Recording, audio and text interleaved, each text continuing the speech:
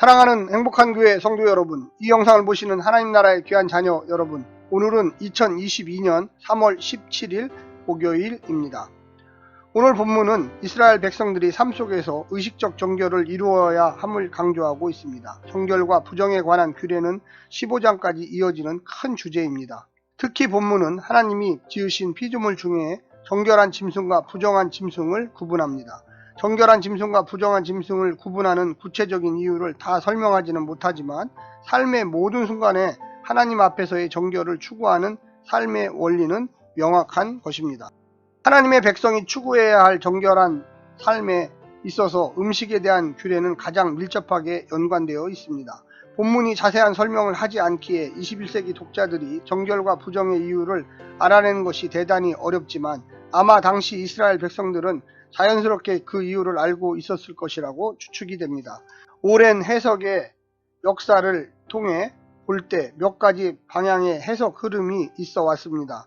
어느 한 주장을 교조적으로 주장할 수는 없습니다. 첫째, 본문 안에 어떤 숨겨진 의미를 집어넣는 방식으로 윤리적, 상징적, 신비적 해석이 있었습니다. 둘째는 당시 제사법과 관련된 것으로 부정한 짐승들은 이방 제의와 관련시킵니다. 세 번째는 음식 섭취에 있어서 위생적인 이유로 백성들의 건강을 위한 규례로 이해했습니다.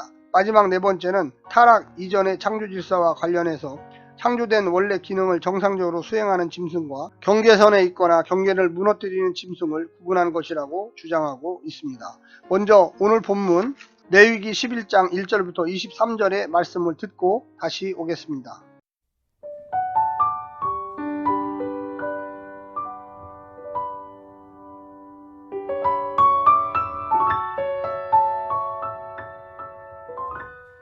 레위기 11장. 여호와께서 모세와 아론에게 말씀하여 이르시되 이스라엘 자손에게 말하여 이르라.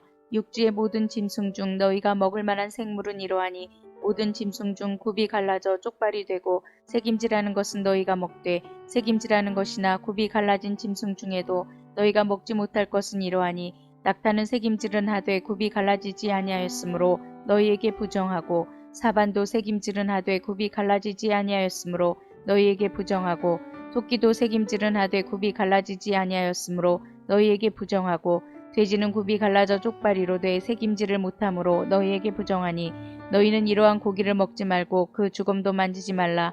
이것들은 너희에게 부정하니라.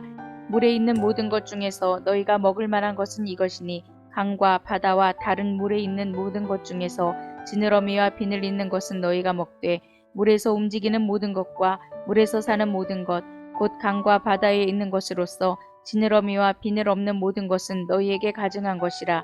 이들은 너희에게 가증한 것이니 너희는 그 고기를 먹지 말고 그 주검을 가증히 여기라. 수중생물에 지느러미와 비늘이 없는 것은 너희가 혐오할 것이니라. 새 중에 너희가 가증히 여길 것은 이것이라. 이것들이 가증한즉 먹지 말지니 곧 독수리와 솔개와 물수리와 말똥가리와 말똥가리 종류와 까마귀 종류와 타조와 타흐마스와 갈매기와 새매 종류와 올빼미와 가마우지와 부엉이와 흰 올빼미와 사다새와 너새와 황새와 백로 종류와 오디새와 박쥐니라.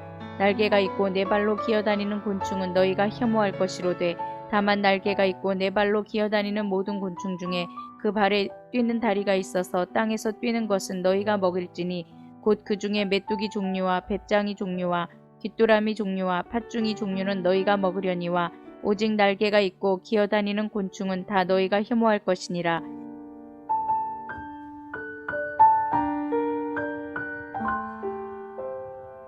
오늘 본문을 네 부분으로 나누어 보겠습니다. 1절부터 8절 육지 피조물, 먹을 수 있는 짐승, 먹을 수 없는 짐승. 9절부터 12절 수중 피조물, 먹을 수 있는 물고기, 먹을 수 없는 물고기. 13절부터 19절 부정한 하늘의 새. 20절부터 23절 곤충, 가증한 곤충, 먹을 수 있는 곤충, 가증한 곤충. 오늘 본문을 주제별로 세 부분으로 정리해 보겠습니다. 첫 번째, 속되고 정한 이스라엘. 10장 10절에서 제사장의 역할 가운데 하나가 거룩하고 속된 것과 정하고 부정한 것을 구별하는 것이라고 하였는데, 이제 11장부터 15장은 바로 그 정결 규례를 소개하고 있습니다. 우선 속된 것이 부정한 것은 아닙니다. 대체로 이스라엘은 속된 존재이고 그 중에서 일부 구별된 자들, 레위인 제사장이나 구별된 장소와 날들이 거룩합니다. 하지만 이스라엘은 하나님이 정한 것을 따라 정한 존재가 되어야 했습니다. 두 번째는 정함과 부정의 기준입니다. 정함과 부정함을 나누는 기준이 무엇인지는 의견이 다양합니다.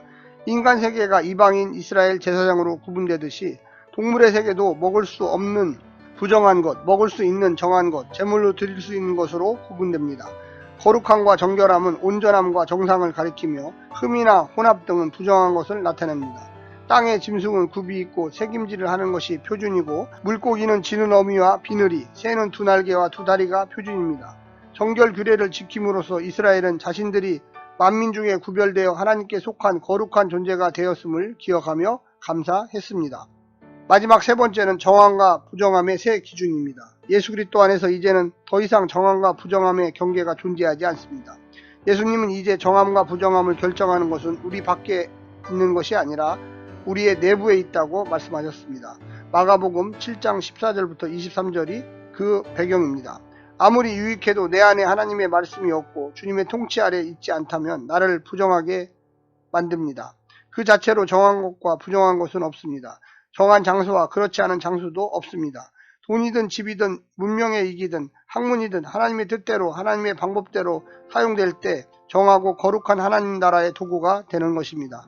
그리스도 안에서 하는 일이면 모두 정하고 거룩한 일이 될 것입니다.